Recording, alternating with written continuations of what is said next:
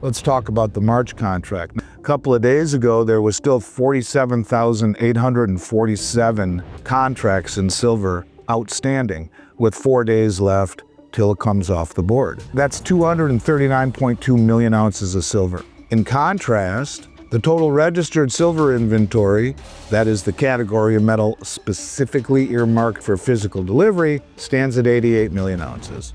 What this is a paper Ponzi scheme. Now that Shanghai is open today, it's interesting as we get right to the end of the delivery cycle, is this is what they're going to do again. Where we saw before the price got hammered, not only did JPMorgan cover almost 800 contracts at the very bottom, interesting how they did that, but how about SLV? During Silver Squeeze, SLV said BlackRock amended the prospectus, I think, on a Saturday night. There's such inflow coming in, there could be a lag between the time that we indeed confirm this as a good trade and when the shares are issued. I'm more and more serious with inventory problems at COMEX and LBMA. I think we could start with, well, we'll talk about gold and silver. Everyone's focusing on the March contract. But with the February contract, which completely is gone in a couple of days, right? Like 3 days. As of yesterday, for February gold contract, right? There was still 4,366 contracts open. That's 436,600 ounces, or 13.5 tons of gold. Now, what's unusual about that, in fact, insanely unusual, is that it's insanely high, that number for this late in the cycle. In fact, it's 24 times normal. It's even bigger than the upcoming March contract, which I don't know if that's ever happened. That's a massive red flag. And really what it means, what most people would tell you it means, is a classic fingerprint of a big short that sold gold that they may not actually have to pay back. And if they were planning to buy it back, one would assume that they're somewhat trapped because liquidity is this late in the February contract is very thin. So normally when a contract goes off the board, like for example, the March contract goes off the board on Friday here, meaning it's time to either roll forward to probably the May contract, cash settle, or stand for delivery. Wall Street would rather you stare at price than notice 13.5 tons of gold still open 3 days before expiry. As Andy Schectman points out, 4,366 contracts this late is reportedly 24 times normal, and thin liquidity near expiration can expose anyone caught short.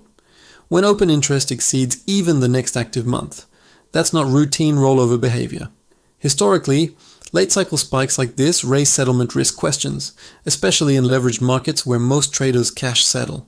For portfolio investors, this isn't about drama. It's about counterparty exposure in paper markets. And what Andy Schectman suggests next raises deeper questions about confidence itself. And so when you see things this late into the February contract where there's that much gold that could stand for delivery that hasn't yet,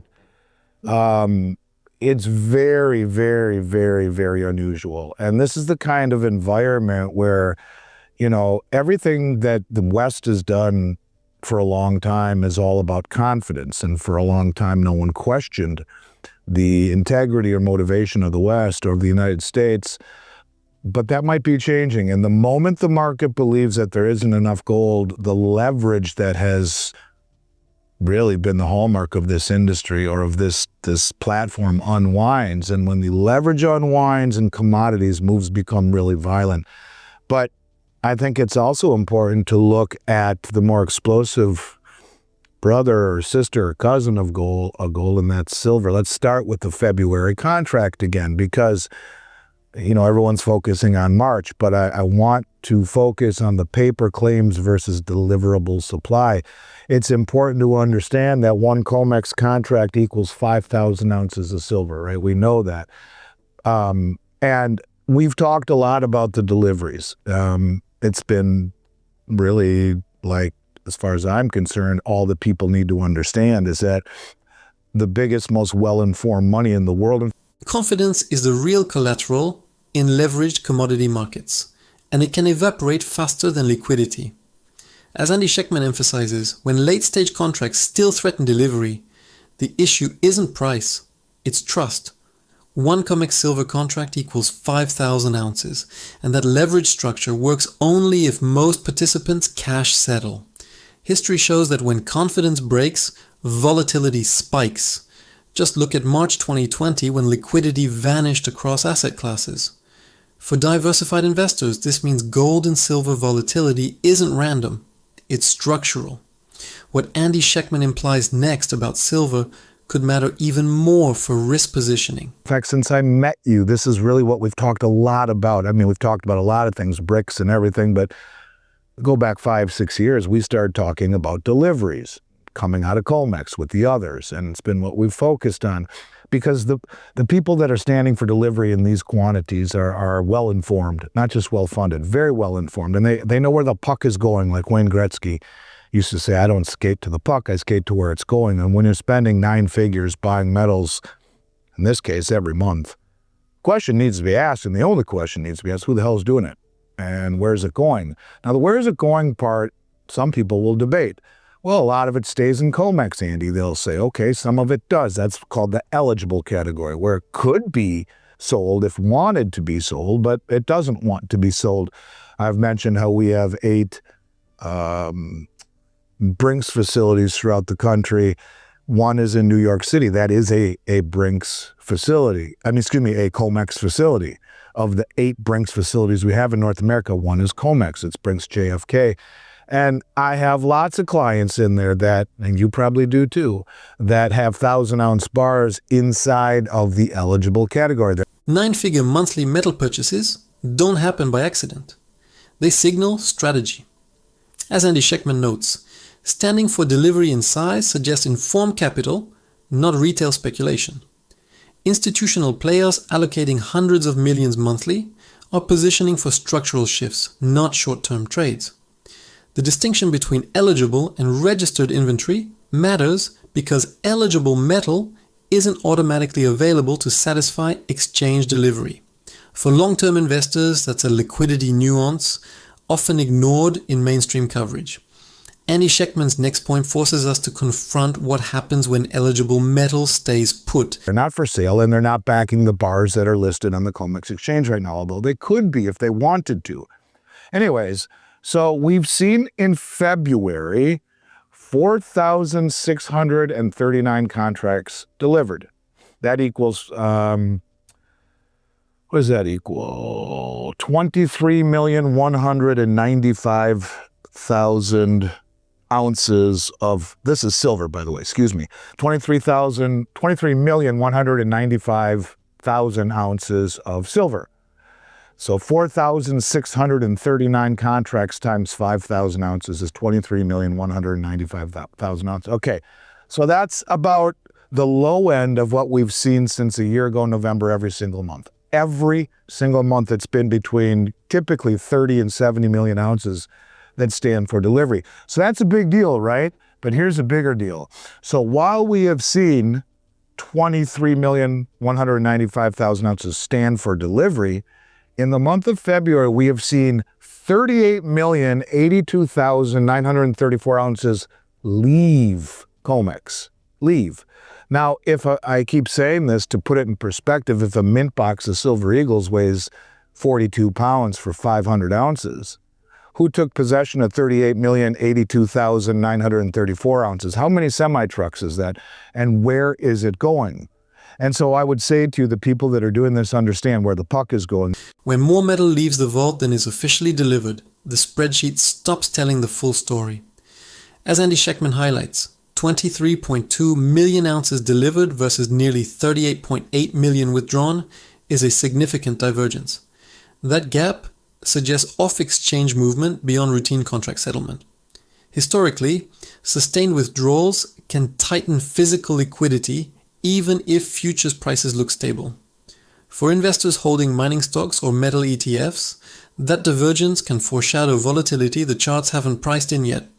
Andy Schectman's broader warning here is less about trucks and more about trajectory. The people that are spending this kind of money and withdrawing it out of the ecosystem where the vault withdrawals are 164% of the February delivery demand so far, that means more metal is being pulled out than delivery alone can explain. This is highly unusual, highly. Let's talk about the March contract. Now, I haven't updated it over the last 2 days, but a couple of days ago, there was still 47,847 contracts in silver outstanding, with 4 days left till it comes off the board. That's 239.2 million ounces of silver. In contrast, the total registered silver inventory, that is the category of metal specifically earmarked for physical delivery, stands at 88 million ounces. What this is a paper Ponzi scheme, and it's a looming game of musical chairs. If even half of that open interest actually decided to stand for delivery, that's 120 million ounces with only 88 million ounces in registered. Do you see how that becomes a massive, massive problem? And so, I think that this is how stress shows up. It's not in price, but in the delivery mechanics. And when the paper claims tower over the deliverable pile, the market only stays calm until it doesn't. And then you look at what happened here in February, where 38 million ounces left the building, 10 million ounces more than stood for delivery. A 239 million ounce claim against 88 million registered isn't panic. It's leverage math. As Andy Schectman underscores, open interest at 47,847 contracts equals 239.2 million ounces, nearly triple registered supply.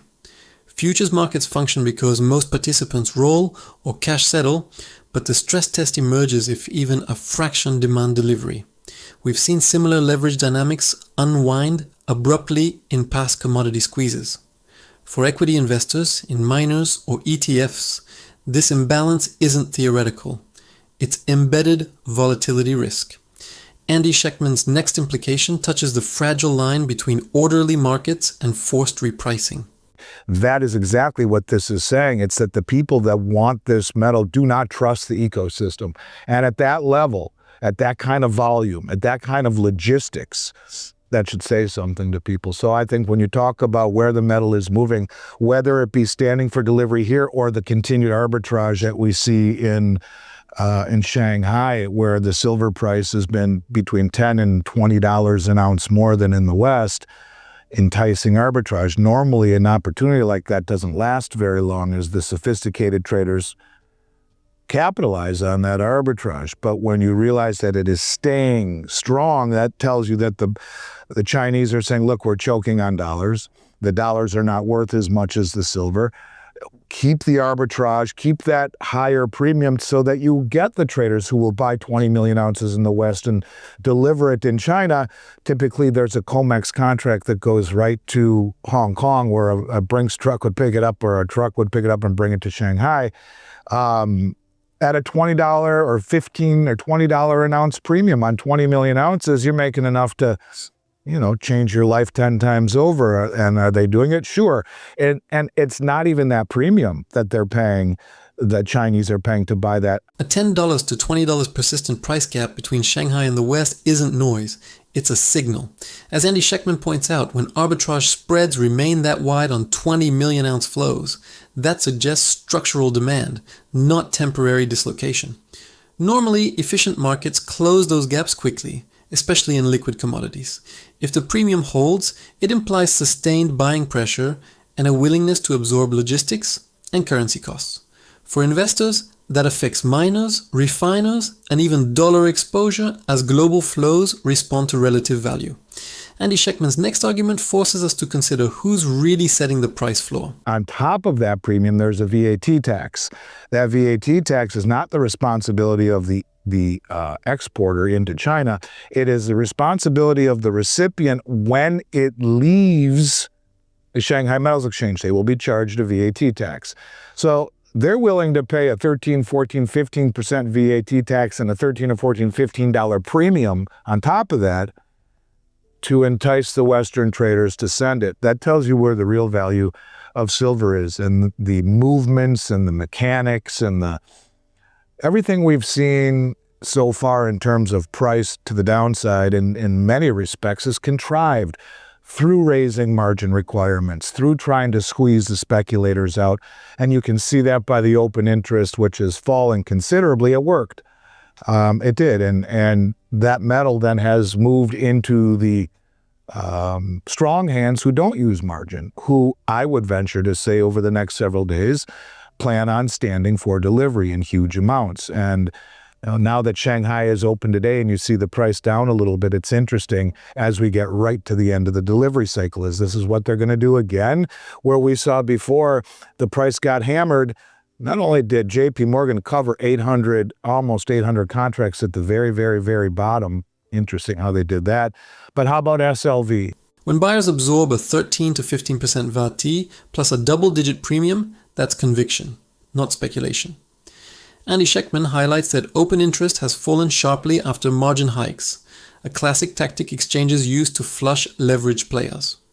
Historically, raising margins during volatility, like we saw in 2011 silver, pressures retail and hedge funds first. If strong hands without margin step in afterward, that shifts ownership concentration. For investors, that means price dips driven by policy mechanics may mask underlying demand strength.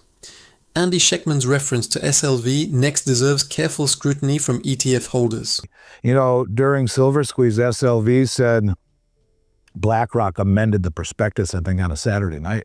And they said there's such inflow coming and there could be a lag between the time that we indeed confirm this as a good trade and when the shares are issued. Because it's coming so fast and there could be a discrepancy there. Shares are issued when the metal is deposited into the exchange. So right before the market collapses, it's at $115, $120 an ounce, record volume into SLV. It collapses, and right at the bottom, guess what?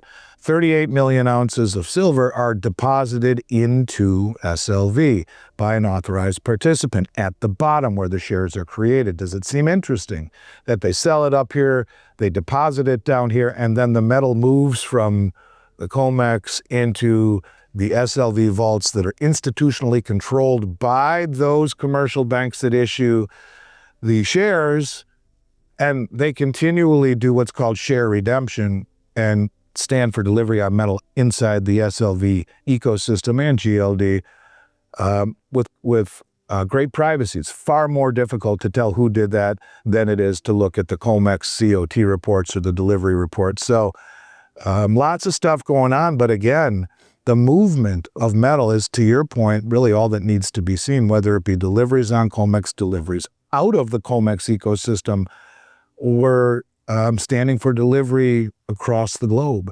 Record inflows at the top and massive deposits at the bottom raise uncomfortable timing questions. As Andy Schectman notes, 38 million ounces entering SLV near price lows suggests authorized participants can reshape supply exposure quietly. ETF share creation depends on metal deposits, but the transparency around who moves that metal is limited compared to exchange delivery data. For investors relying on ETFs for price exposure, structural mechanics matter as much as spot charts. Institutional redemption privileges aren't available to retail holders. Andy Schectman's broader message here challenges how transparent these vehicles truly are. And with people at this level are the most well-informed traders on the planet. That's all you need to know, and understand that price is the greatest tool of misdirection, and they will do all they can to shake people from the bushes. This is no different.